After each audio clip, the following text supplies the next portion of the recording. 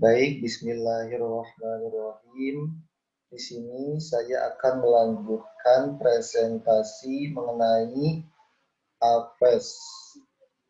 Di sini sebelumnya perkenalkan nama saya Rifki Aulia Rahman dengan NIM 19081060018. Di sini saya akan mencoba menjelaskan tentang struktur tubuh pada APES.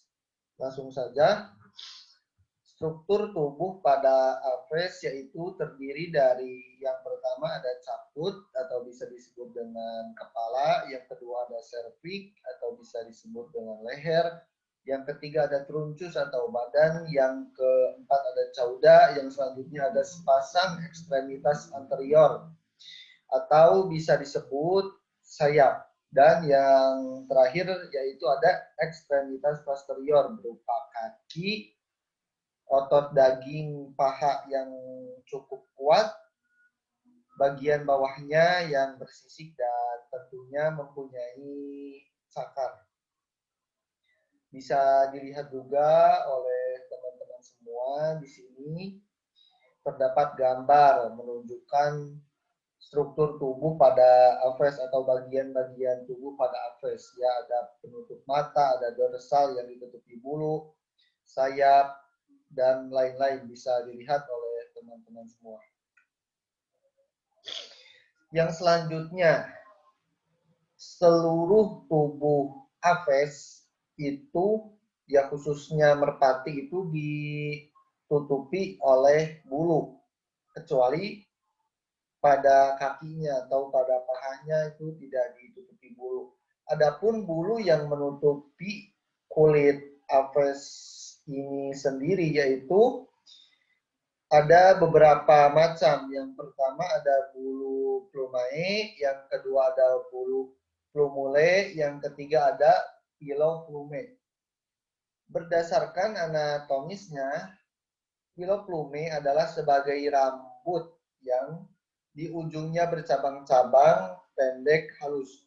Sedangkan plumulae yaitu berbentuk hampir seperti piloplumae dengan perbedaannya sedikit-sedikit. Dan yang terakhir ada pluma, merupakan bulu yang sempurna. Ya, bisa dilihat oleh teman-teman semua di sini real dari foto bulu itu sendiri. Ini merupakan bagian-bagian bulu yang dimiliki oleh APES dengan spesies merpati. Sedangkan berdasarkan letaknya, bulu dapat dibagi ke dalam 5 macam. Yang pertama ada retrices yang merupakan bulu yang menutupi badan. Yang kedua ada retrices, bulu yang menutupi atau yang berpangkal pada ekor.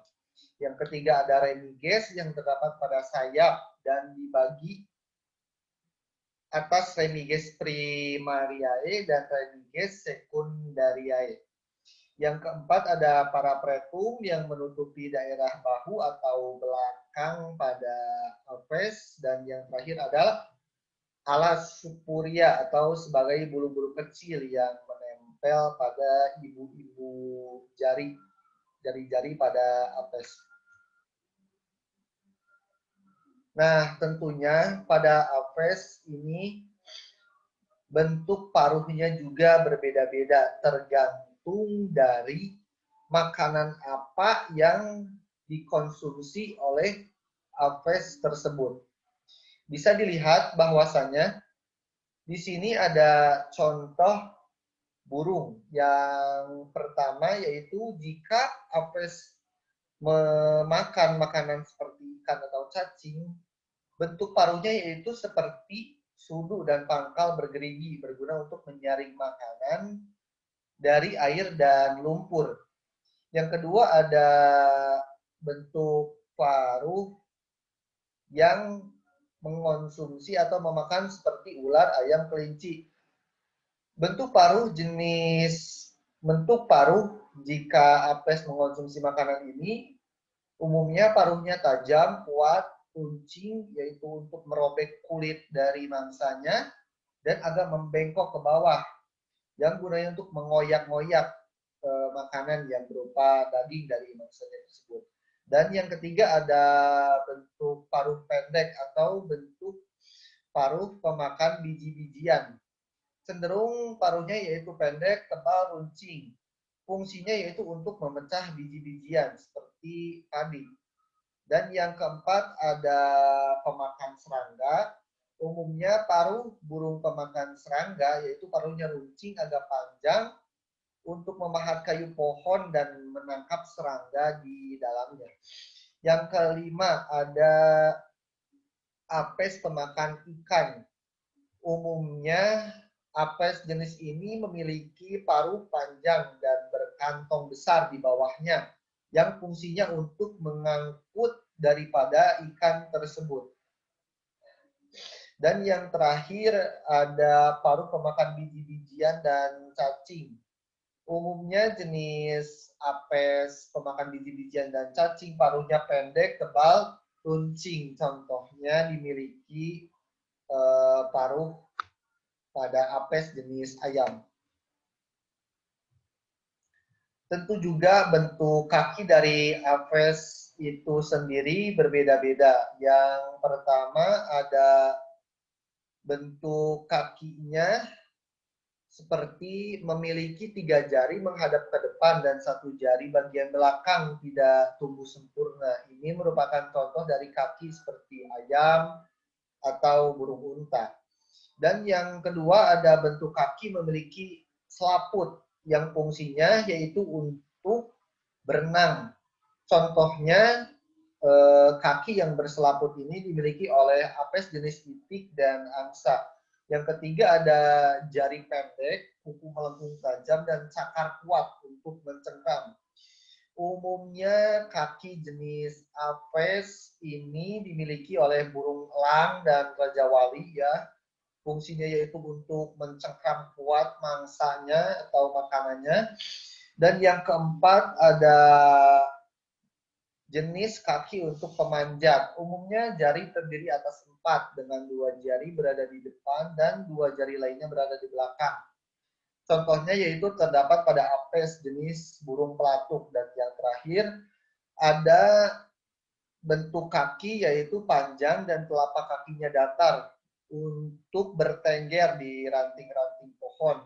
Seperti kaki jenis ini yaitu dimiliki apes jenis burung kutilang dan burung kenari. Yang selanjutnya yaitu ada sistem gerak pada apes. Sistem gerak pada apes terbagi ke dalam beberapa bagian. Tetapi umumnya burung atau apes terbang dengan cara mengepakkan sayapnya. Gerakan sayap dapat dikendalikan oleh otot-otot terbang yang sangat kuat. Otot-otot tersebut melekat pada tulang dada. Burung memiliki 2 otot terbang. Ketika salah satu otot menarik ke bawah, otot yang lainnya menarik sayap untuk bergerak ke atas. Nah, bisa dilihat oleh teman-teman semua di sini bahwasanya ada gambar otot di sebelah kiri, pojok kiri. Ini merupakan otot yang dirancang untuk tujuan terbang. Tulang-tulang mereka berongga dan terbungkus. Otot-otot yang sangat kuat menghasilkan keringanan luar biasa tanpa mengorbankan kekuatan. Sayap tertarik ke bawah oleh otot yang mengerut. Ketika sayap diangkat dan otot dada kecil atau mengerut, ketika otot dada besar dikerutkan dan otot dada kecil dikendurkan, sayap akan turun ke bawah. Nah, di sini yaitu selanjutnya pembahasan tentang kerangka pada apes. Apes memiliki struktur tulang yang beradaptasi untuk terbang. Ya, jadi apes ini memiliki tulang belulang yang dimodifikasi atau diciptakan tentunya untuk beradaptasi terbang. Burung memiliki sternum atau tulang dada yang pipih dan luas berguna sebagai tempat pelekatan otot terbang yang luas. Tulang-tulang burung berongga dan ringan. Tulang-tulang tersebut sangat kuat karena memiliki struktur yang bersilang. Sayap tersusun dari tulang-tulang yang lebih sedikit dibanding tulang-tulang pada tangan manusia. Masih di pembahasan mengenai kerangka, pembahasan mengenai kerangka dibagi ke dalam beberapa bagian. Yang pertama ada tengkorak, melindungi fungsinya itu untuk melindungi otak dan isi kepala.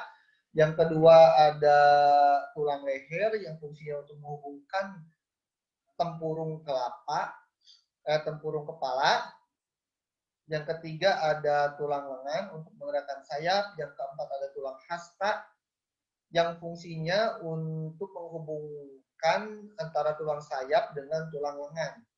Yang selanjutnya ada tulang pengumpil, yaitu fungsinya untuk menghubungkan tulang sayap dengan tulang lengan juga. Dan yang selanjutnya ada korakoid, fungsinya yaitu penghubung tulang dada. Yang selanjutnya ada tulang dada, tempat melekatnya otot untuk terbang. Yang selanjutnya tulang rusuk yang melindungi isi perut, ada tulang pelvis, penghubung antara tulang ekor, terus ada tulang ekor, penghubung dengan kloaka, tulang kering, penghubung dengan paha ke betis, dan yang terakhir ada tulang paha yaitu untuk persendian.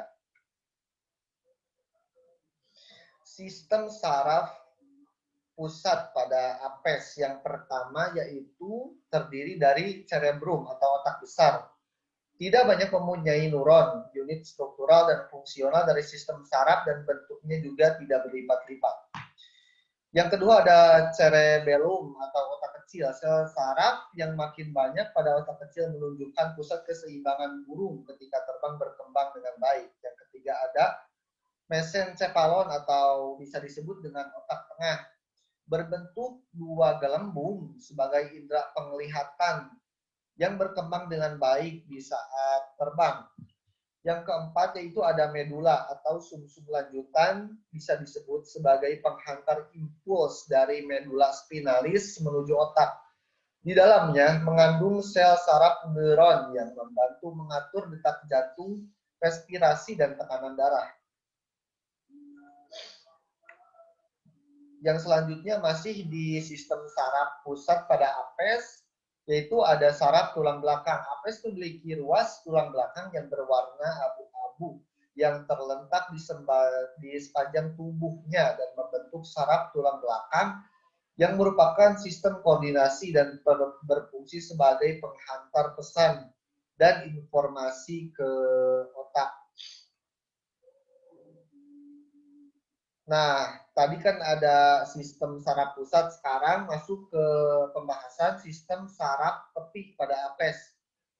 Terbagi ke dalam beberapa macam, yaitu yang pertama sistem saraf sadar, saraf yang mengatur segala gerakan yang dilakukan secara sadar atau di bawah koordinasi saraf pusat atau otak.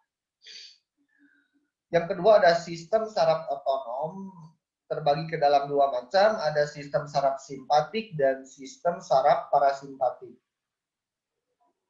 Yang selanjutnya yaitu masuk ke pembahasan sistem peredaran darah pada apes. Sistem peredaran darah pada apes terbagi ke dalam beberapa bagian. Bagian yang pertama yaitu pada jantung atau kardio. Kelas apes memiliki mirip dengan jantung kelas mamalia, yaitu jantung memiliki 4 ruang seperti atrium kanan, atrium kiri, bilik kanan, dan bilik kiri. Di antara ruang-ruang pada jantung juga terdapat skat atau bisa disebut dengan septum, yaitu fungsinya untuk memisahkan antara bilik-bilik atau ruang-ruang yang tadi ya, yang bentuknya sudah sempurna sehingga darah yang kaya akan oksigen O2 dan karbon dioksida tidak akan tercampur. Bisa dilihat oleh teman-teman semua sistem peredaran darah pada apes ini ya. Ya, mungkin cukup sekian penjelasan dari saya. Selanjutnya mungkin akan dijelaskan oleh teman kelompok saya. Kurang dan lebihnya mohon maaf. Wassalamualaikum warahmatullahi wabarakatuh.